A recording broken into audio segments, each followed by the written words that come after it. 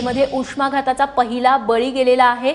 नांदुरघाट ताकेज येथील रूपाबाई विठ्ठल पिसळे या 67 वयाच्या महिला आहेत त्या उष्माघाताच्या बळी ठरल्या आहेत। गोविंद शेळके आमचे प्रतिनिधी आपल्याला अधिक माहिती देतील। गोविंद, काय तपशील?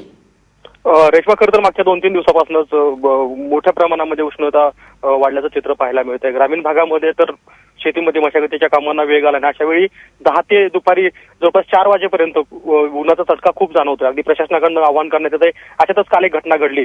रूपाबाई पिसळे ही महिला 67 वर्षीय नांदुरघाट केज तालुक्यातल्या गावची आहे। त्या बीडसाठी आल्या होत्या आणि बीड बसस्थानकामध्ये त्या दुपारपासूनच खरं तर झोपलेल्या अवस्थेमध्ये होत्या। मात्र इतरत्र लोकांना वाटलं की कदाचित त्यांना झोप लागली असावी। मात्र संध्याकाळी ज्यावेळी त्या मृत असल्याचं कळलं त्यानंतर त्यांना दवाखान्यामध्ये नेण्यात आलं आणि उष्माघातामुळे हा बळी झाला गेल्याचा प्राथमिक अंदाज व्यक्त केला जातो। एकूणच या घटनेनंतर उष्माघाताच्या